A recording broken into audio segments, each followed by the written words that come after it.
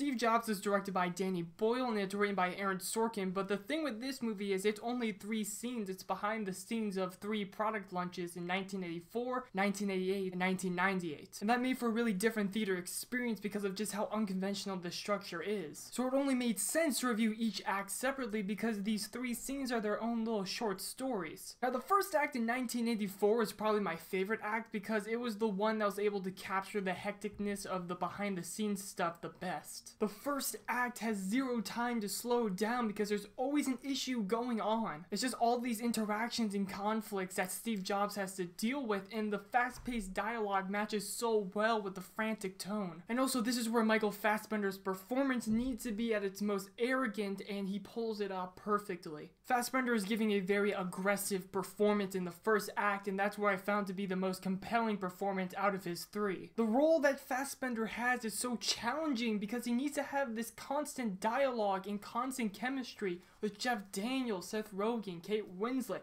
Katherine Waterston. There's never a second where the camera is not on Fassbender, and it's remarkable to see him take on this challenge of all this screen time and dialogue. When you first see Seth Rogen, he kinda acts dopey, and I was scared that he was gonna be the comic relief of the movie, but with more time, he really settles into this dramatic role. Rogen and Fassbender are really good at convincing the audience that the two have had history, even though you don't see much of their history. The chemistry of the two makes for a warm friendship, but you also feel the tension as well. If there's one issue with the first act, it's Katherine Waterston's performance. She is overacting all of her lines. On paper, Waterston seems like a fine fit for the role, but her performance sticks out like a sore thumb. I was happy to see her get less screen time in the second act and not even show up in the third act. So overall, the first act sets the tone really nicely for the next 2 acts, and Steve Jobs is at his most arrogant, and that's where the movie is at its most entertaining. Now, the second act of the film in 1988 really excels because it's dealing with the theme of revenge. Steve Jobs has been fired from Apple, and now it's at the product launch of his new company, and this is where Fassbender's performance is at its most intense. In the first act, Fassbender is playing more arrogant. In the second act, he's playing more vengeful. And this is when you start realizing how dynamic Fassbender's performance is. And this is where the dialogue is at its most juiciest because of all the bad blood between Jobs and all these characters. Jeff Daniels is really able to shine in this part, and he's part of the best interaction of the movie where he's fighting with Steve Jobs. There's so much raw intensity between Daniels and Fassbender, and just makes for the best scene of the entire movie. This is the scene where Fassbender and Daniels are going for the Oscar. The second act is also where I realized that Kate Winslet is probably my favorite character in this entire movie. Winslet plays the publicist to Steve Jobs, and then when you see that he followed him to the new company, that's when I start to realize that this girl is loyal and I like her. Winslet really is the unsung hero of Steve Jobs. She is the definition of what a supporting actress should be. She is fantastic as the right-hand girl. She does not take any crap and is always standing up to Steve Jobs, and that's why I loved her character. So now we move on to the third act. In 1998, Steve Jobs is now back at Apple, and I believe that this is probably the weakest of the 3 acts. The tone of the third act is a lot more calm than the other 2, and this is where Fassbender is his most composed. You still get your egotistical Steve Jobs, but he's a lot more collected. So in that, the dialogue is still engaging, but not as good as the other 2 acts. The film does a good job in the third act with ending the arcs of all the relationships we've come to know. However, I'm not a big fan of the fact that the movie ends on such a sappy note. It just felt like a little too much with the music and how it was all filmed. So the third act is fine, it's a good ending act for the movie, but it's still the weakest. Throughout the film, we see Steve Jobs' daughter at 5, 9, and then 19, and the actress that plays Steve Jobs' daughter at 19 is really impressive. She's able to hold her own against Michael Fassbender. So good job to that girl. So overall, Steve Jobs includes some of the best performances of the year, including a fantastic dynamic Michael Fassbender,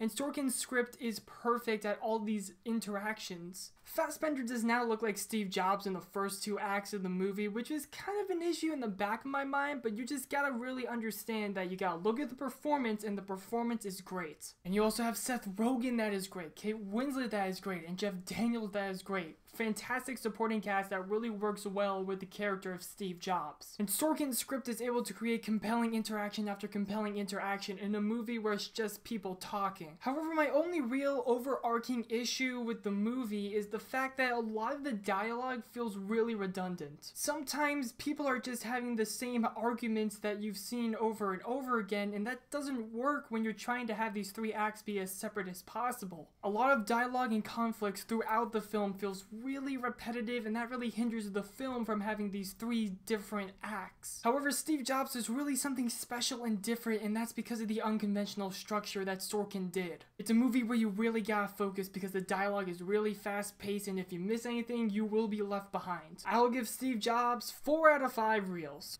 What do you guys think of Steve Jobs? Make sure to comment below, hit that subscribe button, hit me up on Twitter, on my website, brendanhasablog.wordpress.com. Thank you so much for watching. Till next time, I'm Brendan Weissman. Peace!